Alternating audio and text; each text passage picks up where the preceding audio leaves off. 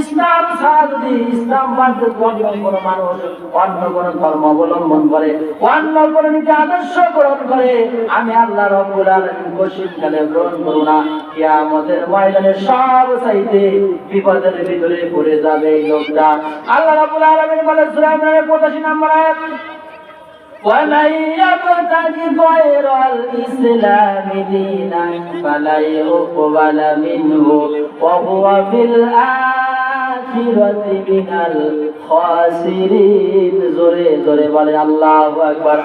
আমার ভাইরা, ইসলাম বাদ দিয়ে অন্য কোন আদর্শ যখন মানুষ মানবে, অন্য কোন নীতি যখন অবলম্বন করবে, আল্লাহ তাআলা কঠিনকালে গ্রহণ করবে না। কিয়ামতের ময়দানে সব চাইতে বিপদের ভিতরে লোকটা পড়ে যাবে। আমাকে এক বোন ফোন দিছে, সম্পর্কে দাদি হয়, বয়স্ক মানুষ। সে বলছে, নাতি তুমি তো ওয়াজ করা শিখলে, মৌলানা হয়ে গেলা, আমার একটা ভাঙনি হয়েছে, তাহলে নাম রাখো, কি নাম? আমরা দাদি সবচেয়ে সুন্দর নাম একটা আছে, এটা রাখবে বলে শেখ হাসিনা। যেই কথা শেখ হাসিনা এমন গাড়ি দিছে আমার মোবাইলের মধ্যে, কিসের মৌলানা, এটা নাম হলো বাংলাদেশ বয়কট করে রাষ্ট্র সুন্দর বয়কট করে বলেছে। দেখেন, এই নাম বলার পরে এই বুড়া মানুষের নাম রেখে, আমার মনে হয় 100 বছরে এর নাম কেউ রাখবে না। এরপরে বলছিল নাতির নাম রেখে দেবে আবু সাইদ। হ্যাঁ, এটা ঠিক আছে, কারণ এক আবু সাইদকে সারা পৃথিবী চিনেছে, কি ছেড়ে নাই, মুগ্ধকে সারা পৃথিবী চিনেছে। আর এই জালেমের নাম শুনলে ওজু নষ্ট হয়ে যায়, কি বলে, চেহারাই নষ্ট, দেখতে আগে কি বলে। মুসলমান ভাইরা আমার, 16টি বছর মানুষের অধিকার কেড়ে নিয়েছিল, সঠিক মতো ভোট তারা দিতে পারে নাই। আমার যুবক ভাইরা যারা হয়েছে 18 বছর হওয়ার পরে ভোটার হয়েছে, মানে যুবক ভাই অনেক বোনেরা ভোটার হয়েছে।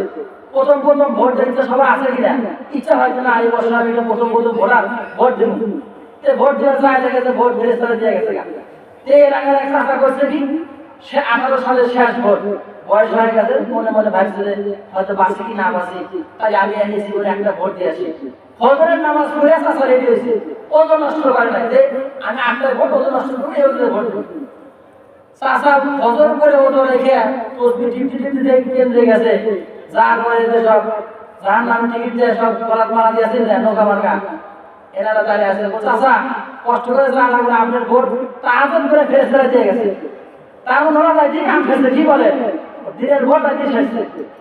চাচা খুব মন খারাপ, বাইরে কি হলো, একটু ভোটটা দেবো, এরা কি কামটা করলো, ঠিক আছে। মনের দুঃখে চাচা বাড়িতে ফিরতেছে, ছেলেগুলো আমার ধরছে, চাচা করে যান, শোনেন কি হয়েছে, টেনশন করেন না, বাড়িতে চাষির কোন বলবেন যে চাষির না আসে, চাষির ভোট দেওয়া হয়ে গেছে। চাচা বলতেছে, বুঝতে তোমার চাষি কখন আসবে, একটাবার বললে না, 6 বছর আগে তোমার সাথে তুমি একটা বিল হয়ে মারা গেছে, কবরে চলে গেছে, তাহলে 6 বছরও আমি বউ ছাড়া বললে যদি সাক্ষাৎ করলে আমার এরকম হয়েছে কি হয় নাই? কারপর বড় মানুষের ভোট দিয়ে দিছে। কাজে আমরা আগামীতে যে নির্বাচন কমিশন গঠন হয়েছে, সুষ্ঠু ভোট আমার যুবক ভাইরা ইচ্ছা মতো তাদের ভোট প্রয়োগ করতে পারবে এবং ভোট দেওয়ার পরে মানে সুষ্ঠুভাবে ভোট হওয়ার পরে এরা যাচাই বাছাই করে সঠিক প্রার্থী মনোনীত করতে পারবে। অথচ আমরা এসব করতে পারি নাই, ভোট দেওয়ার পরে ভোট হয়ে গেছে। মুসলমান ভাইরা আমার, বলেন তো, যারা বাবা ছাড়া যারা সন্তান বলেন তাদের কি বলে?